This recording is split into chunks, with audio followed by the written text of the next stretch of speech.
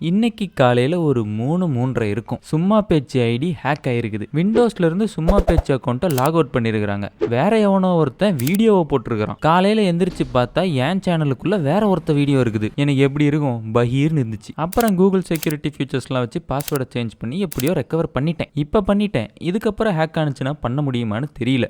யார் அது? அதனால் நீங்கள் என்ன பண்ணுறீங்க, நம்மளோட இன்னொரு சேனலான ஃபன் ஆஃப் சேனலையும் சப்ஸ்கிரைப் பண்ணி வச்சுக்கோங்க. இது ஒரு வேளை முடிஞ்சு போச்சுன்னா அதில் தான் கண்டினியூ பண்ணணும். கீழே டிஸ்கிரிப்ஷனில் லிங்க் இருக்குது. இதுக்கப்புறம் நீங்கள் வீடியோவை கண்டினியூ பண்ணுங்கள். வெப்பன் படம் அப்படின்னு சொல்லி ஒரு படம் எடுத்து வச்சிருக்காங்க. சூப்பர் ஹீரோ படம் எடுக்கிறேன்னு மார்வெல்ல இருந்து அப்பட்டமா காப்பி அடிச்சிருக்காங்க. கேப்டன் அமெரிக்கா படத்துல வந்த சூப்பர் சோல்ஜர் சீரம்ன்ற பேரை கூட மாத்தாம எடுத்திருக்கானுங்க. எது அதே பெரிய வச்சிருக்கானுங்களா? ஆமா, படத்தை பத்தி கிரிட்டிசைஸ் பண்ணா வேற நஷ்ட ஈடு கேட்டு நோட்டீஸ் அனுப்புறானா பாருங்க. படம் மாதிரியா எடுத்து வச்சிருக்காங்க. ஜாக்கி சேனல்ல வர 12 மந்திரக்களோட சத்தியம் கொடுத்து வச்சிருக்காங்க. அது மட்டும் இல்லாம நிறைய இமேஜை ஏஐ வச்சு ஜென்ரேட் பண்ணி போட்டு விட்டுருக்கானுங்க படத்துலயே.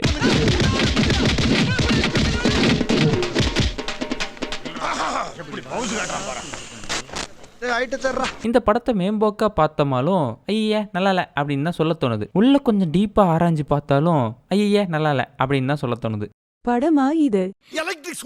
இந்த படத்தோட பட்ஜெட்டை பார்த்தோம் அப்படின்னா 7 crores தான். எனக்கு பட்ஜெட்டை கேட்டவொடனே பயங்கரமான ஒரு ஷாக்கு. 7 crores எடுத்த படம் மாதிரியே இல்லையே, குவாலிட்டி நல்லா இருக்குதுன்னு தோணுச்சு. இன்னும் கொஞ்சம் டீப்பா எங்கெங்கெல்லாம் பட்ஜெட்டை ஒதுக்கியிருப்பாங்கன்னு யோசிச்சு பார்த்தா அவங்க அந்த 7 கோடியுமே கிளைமேக்ஸ் ஃபைட்ல தான் போட்டிருப்பாங்க போல. மீதி சீன்ஸ் எல்லாமே ஏஐ வச்சு ஜென்ரேட் பண்ணா 7 கோடி தான் ஆகும். சரி, நாம இப்ப வீடியோக்குள்ளேயே போயிடுவோம். படத்தோட ஸ்டார்டிங்ல 1942 பழங்காலத்துல இருந்து கதையை ஆரம்பிக்கிறாங்க. என்ன சொல்றாங்கன்னா, ஹிட்லர் வந்துட்டு சூப்பர் சோல்ஜர் சீரத்தை கண்டுபிடிச்சதாகவும் இதை நீங்க இந்திய சுதந்திரம் அடையறதுக்காக பயன்படுத்திக்கோங்கன்னு சுபாஷ் சந்திர போஸ் கிட்ட கொடுத்ததுக்கு அவர் வேணாம் அப்படின்ட்டு போயிட்டாராம். அவரு கூடவே சுத்திட்டு இருந்த செவ்வால அந்த சூப்பர் சோல்ஜர் சீரமா ஆட்டையை போட்டு ஓடிருச்சான். அவனை கொல்றதுக்காக ஹிட்லர் படையை அனுப்ப அந்த சண்டையில அடிபட்ட மகனை காப்பாத்தணும்னு அந்த சூப்பர் சோல்ஜர் சீரத்தை மகனுக்கு கொடுக்க ஒரே கூத்தா இருக்கும். அதுக்கப்புறம் அந்த மகன் எங்க போனானே தெரியாம போயிருச்சுன்னு இந்த கதையை முடிக்கிறாங்க. இவங்க இந்த இடத்துல மட்டும்தான் கதையை சொல்லி ஸ்டார்ட் பண்றாங்கன்னு பாத்தீங்கன்னா படம் முழுக்க கதையா தான் சொல்லிட்டு இருப்பாங்க.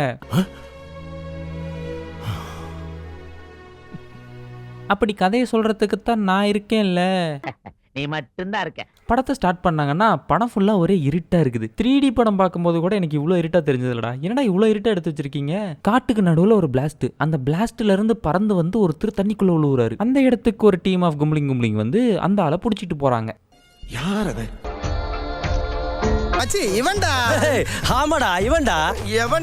சார் வணக்கம், அப்பா முத்துவேல் பாண்டியன் நல்லா இருக்காரா? உடனே ஊரு ஃபுல்லா இந்த வெடி விபத்தை பத்தி தான் பேசிட்டு இருக்காங்க. கேரளால நடந்த மலைச்சரிவையே எவனும் கண்டுக்கல, யூடியூபர்ஸ்குள்ள நடந்த சண்டை தான் பேசிட்டு இருக்கானுங்க. இதுல அந்தவான காட்டுக்குள்ள வெடி விபத்து நடந்துச்சான், அதை பத்தி தான் ஊரே பேச்சான். வடிவேல் சொல்ற மாதிரி சின்ன புள்ளத்தனமாவில இருக்கு. தலைவனை கூட்டிட்டு போய் உட்கார வச்சு கோப்ரா படத்துல விக்ரம விசாரிக்கிற மாதிரி விசாரிக்கிறாங்க. ஏபா, அந்த வெடி விபத்துக்கு உனக்கு என்ன சம்பந்தம்? சார், எனக்கும் அதுக்கும் எந்த சம்பந்தமும் இல்ல, நான் சும்மா வேடிக்கை பார்க்க தான் போனேன். வெடிக்கும் போது வேடிக்கை பார்க்க எதுக்குடா போனேன்? சார், நான் ஒரு யூடியூபர் சார், வீடியோ எடுக்கலான்னு போனேன். அதுக்கப்புறம் ஒருத்தன் வந்து சரி இவன் சொன்னதே திரும்ப திரும்ப சொல்லிட்டு இருக்கான், இவன்லாம் பேசி பிரயோஜனமே இல்லை சார். இவனை விசாரிக்க ஒருத்தன் இருக்கான், அவனை யாருமே பார்த்ததில்லை. இவனுங்கெல்லாம் கவர்மெண்ட்டை சேர்ந்தவனுங்களா?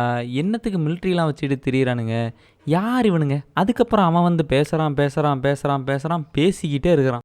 இங்க படுத்துற நிமிஷம்னால தாங்க முடியலையே, தலை வலிக்குதே. எவ்வளோ நேரம்டா? படத்துக்குள்ளே போங்கடா. படத்துக்குள்ளே போயிட்டேன் தம்பி. ஏண்டா இதுதான் கதையா? அதுக்கப்புறம் தான் நம்ம ஹீரோ அவரோட ஃபிளாஷ்பேக்கை சொல்ல ஆரம்பிக்கிறாரு. அவர் ஏதோ ஒரு யூடியூப் சேனல் நடத்துறாரா, அதுக்கு அவார்டு கொடுக்க கூப்பிட்டுருக்காங்க. அந்த இடத்துல போயிட்டு ஒரு கதை சொல்றாரு. அந்த கதை ரொம்ப அவசியமானதெல்லாம் கிடையாது. மறுபடியும் அந்த கதைக்கு ஏஐ ஜென்ரேட் பண்ண இமேஜஸா போட்டு தாக்குறானுங்க. ஸ்டார்டிங்ல ஒன்று, இப்போ ஒன்று, ரெண்டாச்சா? வரும் பாருங்க. நம்ம ஹீரோவோட ஒரே எண்ணம் என்ன அப்படின்னா, நேச்சரை எல்லாருமே அழிக்கிறாங்க, நேச்சரை அழிக்கிறவனுங்க எல்லாத்தையும் நாம அழிக்கணும் அப்படிங்கிறது தான். அதுக்கு முதல்ல உன்னதாண்டா அழிக்கணும். யூடியூப்ல வீடியோ போட்டு சிட்டுக்குருவிலாம் அழிச்சுட்டு மறுபடியும் இங்க வந்து வேக்கணம் பேசுறியா நீ? ஒரு லாரிக்காரன் குடிச்சு போட்டு வண்டியை ஓட்டிட்டு வந்துட்டு இருக்கான். அந்த சமயத்துல ஒரு குட்டி பையன் குறுக்க போயிடுறான். குறுக்க போன குட்டி பையனை யாரோ தூக்கி வீசுறாங்க. தட்டு. இந்த பக்கம் நம்ம தானியா ஹோப்பு தக்கு ஜிக்கி தக்கு சும்னு டான்ஸ் போட்டுட்டு இருக்காங்க. அப்புறம் ஏதோ ஒரு கும்பல், அது பேரு டார்க் சொசைட்டி. இதுல இருக்கிற ஆளுங்கெல்லாம் ஒவ்வொருத்தர செத்துக்கிட்டு இருக்காங்க. மறுபடியும் இந்த விசாரணையில உட்காந்து பேசுறானுங்க பேசிக்கிட்டே இருக்கிறானுங்க. ஏன்டா நான் போற 8 நிமிஷம் வீடியோ போர் அடிக்க கூடாதுன்றதுக்காக பீரோல் போடுறேன், எடிட் பண்றேன், என்னென்னமோ பண்ணிட்டு இருக்கேன்டா. நீங்க என்னடா 2 மணி நேரம் படத்தை எடுத்து வச்சு உட்காந்து பேசிக்கிட்டே இருக்கிறீங்க. அதாவது சினிமா அப்படிங்கிறது பேசிக்கிறது கிடையாது, காட்டுறது. கதையை சொல்றதை விட அதிகமா காட்டணும். இவனுங்க என்னடானா பேசிக்கிட்டே இருக்கிறானுங்க. ஹீரோ கிட்ட விசாரணையை முடிச்சுட்டு அப்புறம் ஒரு கருப்பு கருப்பு கண்ணாடி போட்ட தாடிக்காரு கிட்ட போய் விசாரிக்கிறாரு. ஐயோ மறுபடியும் அவன் கட்ட குரல்ல கறக்கு முறக்குன்னு பேச ஆரம்பிச்சுட்டான்டா, இதுக்கு ஒரு எண்டே கிடையாதா? மறுபடியும் இவன் ஒரு கதையை சொல்றான், அதுக்கும் ஏஐ ஜெனரேட்டட் வீடியோ ஓடுது. இது மூணாவது. இவன் என்ன சொல்றான், நாங்க ஒரு மருந்து கண்டுபிடிச்சங்க, அதாவது இந்த பள்ளிக்கெல்லாம் வாழை வெட்டிட்டா எப்படி திரும்ப முளைச்சிருதோ அது மாதிரி நமக்கும் காலையில வெட்டிவிட்டாங்க அப்படின்னா திரும்ப முளைச்சிரும், அதுக்கான மருந்து தான் நாங்க கண்டுபிடிச்சு வச்சிருக்கோங்கிறான். டேய் இது ஸ்பைடர்மேன்ல வர லிசார்டோட கதைடா. தெரியுமேடா. இந்த பிளாக் சொசைட்டி அப்படிங்கிறதுல யாரெல்லாம் இருக்கான்னு பார்த்தோமா, நிறைய பேர் இருக்காங்க. ஆனால் அவங்க யாருமே தேவையில்லை. சொல்லப்போனால் அவங்களாம் எதுக்கு இருக்காங்க, எதனால் அவங்களாம் பிளாக் சொசைட்டி இப்படின்ற எந்த விஷயமுமே எனக்கு புரியல. இவனுங்களாம் மரத்தை வெட்டுறதுனாலையும் இயற்கைக்கு ஒரு அழிவு கொடுத்துட்டு இருக்கிறதுனாலையும் மட்டும் இவனுங்க பிளாக் சொசைட்டியில் இருந்துருவானுங்களா? வடிவேல் சொல்ற மாதிரி சின்ன புள்ளத்தனமாவில இருக்கு. இந்த பிளாக் சொசைட்டிக்கு அப்படின்னு சொல்லி ஒரு மோட்டிவே கிடையாது. அப்புறம் எதுக்கு அவங்க பிளாக் சொசைட்டின்னு இருக்கணும்? நான் கேட்க மாட்டேனாங்க, அறிவு வேணாங்க. இது கூட விடுங்களேன், பார்சல்ல எவனோ தலையை வெட்டி அனுப்பியிருக்கிறான். அதுக்கு ஒருத்தன் சொல்கிறான், நம்ம கிட்ட ஏதோ விளையாட்டு காட்டுறான்னு நினைக்கிறேன். இல்லைப்பா இது ரொம்ப சீரியஸ் அப்படின்னு சொல்லி மறுத்து பேசுவான்னு பார்த்தா மர்கியா பண்ணிட்டான். புத்தி கெட்ட பூக்காரு, என்னது இதெல்லாம்? இந்த சீக்ரெட் சொசைட்டியில் இருக்கிறவனுங்க எல்லாத்தையும் போட்டு தள்ளிட்டு இருக்கிற ஒருத்தனை போட்டு தள்ளுறதுக்காக இவங்க எல்லாம் ஏற்பாடு பண்ணுறாங்க. இவங்கெல்லாம் அசாசின்ஸான்.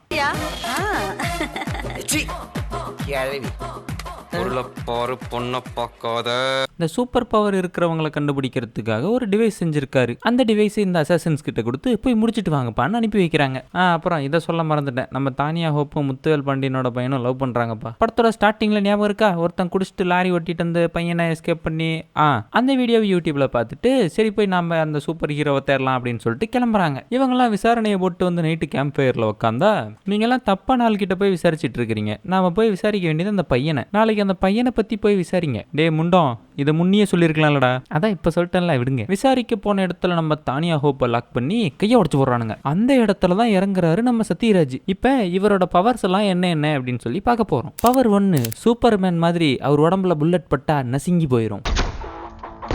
பவர் 2, கோழி மந்திரக்கல், எந்த பொருளா இருந்தாலும் கண்ண சிவிலியே கடத்திடுவாரு.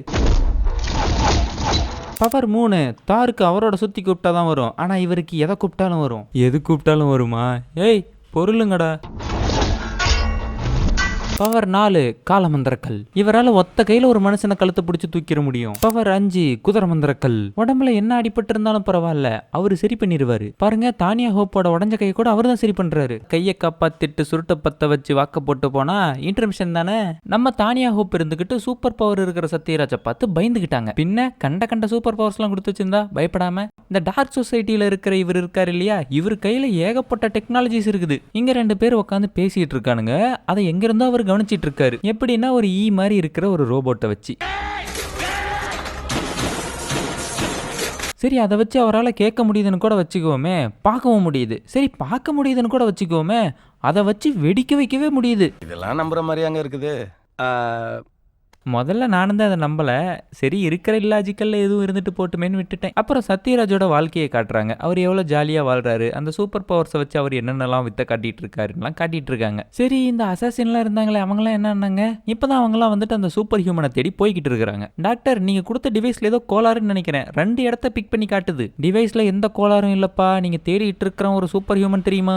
ஓ அப்போ புலிமந்திரக்கல்லோட சத்தியம் இருக்குதா அப்படின்னு சொல்லி யோசிக்காதீங்க, அதெல்லாம் இல்லை. அப்புறம் நம்ம சத்யராஜை கொல்றதுக்காக ஒருத்தன் வரான். அவன் நேரா வந்து சத்யராஜ் கூட சண்டை போட்டுருக்கலாம். சத்யராஜ் பாசமா வளர்த்தன குட்டி யானை, அதுக்கப்புறம் சத்யராஜ் காப்பாத்தின அந்த குட்டி பையனை கொன்னு எடுத்துட்டு வந்திருக்கான். இவங்க சண்டை இந்த பக்கம் நடந்துட்டு இருக்கிற, அந்த பக்கம் அசாசின்ஸ் எல்லாம் நம்ம ஹீரோவை பிடிச்சிடறானுங்க. ஹீரோவை ஏன்டா பிடிக்கிறீங்கன்னு பார்த்தோமா, ஹீரோ கிட்டயும் சூப்பர் பவர்ஸ் எல்லாம் இருக்குதான். இங்க படுத்துற நிமிஷம்னால தாங்க முடியலையே, தலை வலிக்குதுடா, தலை வலிக்குதே. ஹீரோ அசாசின்ஸ் எல்லாம் அழிச்சு போட்டு அப்பாவை தேடி போறாரு. அப்பாவா? சத்யராஜுக்கு இருக்கிற பவர்லாம் இவருக்கு இருக்குதுன்னா சத்யராஜ் இவரோட அப்பாவை தானே இருக்கணும். அப்புறம் ஹீரோ அப்பாவை தேடி வந்து இங்க சண்டை போட்டுட்டு இருந்தாங்க இல்லையா, அவங்க கிட்ட இருந்து அப்பாவை காப்பாத்துறாரு. இந்த இடத்துல மறுபடியும் சத்யராஜ் ஒரு கதை சொல்றாரு, அதுக்கும் ஏஐ ஜென்ரேட்டட் இமேஜஸ். இது 4வது இடம். அப்புறம் நம்ம சத்யராஜ் இருந்துகிட்டு நம்ம ஹீரோவை தொட்டதும் அவரோட எண்ணமெல்லாம் என்னங்கிறத தெரிஞ்சுக்கிறாரு. டேய் நீ இந்த மனுஷங்கள்லாம் அழிக்க போறியா, அதுக்கு நான் ஒருபோதும் ஒத்துக்க மாட்டேன்டா அப்படின்னு சொல்லி சண்டையில இறங்கிட்டாரு நம்ம சத்யராஜ். இவங்க சண்டை போட்டுட்டு இருக்கிறப்ப அந்த பூச்சில வெடிபாம் வச்சிருந்தான் இல்லையா, அவன் வந்து அந்த இடத்த வெடிக்க வச்சிடறான். அதை தான் நம்ம ஃபர்ஸ்ட் சீன்ல பார்த்த அந்த வெடி விபத்து. ஐயோ சாமி, யாரா உங்களை நான் லீனியரெல்லாம் கதை சொல்றா, இதை சொல்லி முடிக்கிறதுக்குள்ள எனக்கு மண்டை குழம்புதுரா. அப்புறம் இந்த டார்க் சொசைட்டியை சேர்ந்தவில்லை அந்த இடத்துக்கு அந்த ஸ்மோக்கிங் பாம்லாம் போட்டு அனுப்பி விட்டுறான். அந்த கேஸை சுவாசிச்சா இவங்களுக்கு பவர் போயிருமா. அந்த இடத்துல ஒரு ட்விஸ்ட், நம்ம ஹீரோவுக்கு ஒரு தம்பி இருந்திருக்கான், அவனுக்கும் சூப்பர் பவர்ஸ்லாம் இருந்திருக்கு. அவன் எப்படி உயிர் பழச்சாங்கிறதுக்கு அவன் ஒரு கதை சொல்றான். மறுபடியும் ஏஐ ஜென்ரேட், இது 5வது. அந்த கதையெல்லாம் கருமம் கேட்டு முடிச்சா சத்யராஜ் கூட முன்ன ஒருத்தன் சண்டை போட்டான் இல்லையா, அவன் சைபர் பங்க்ல வர மாதிரி நிக்கிறான். இந்த டிசி படத்துல சைபாக்னு ஒருத்தர் வருவாரு அந்த மாதிரி. இப்ப அப்படியே போட்டு கதையை முடிக்கிறாங்க.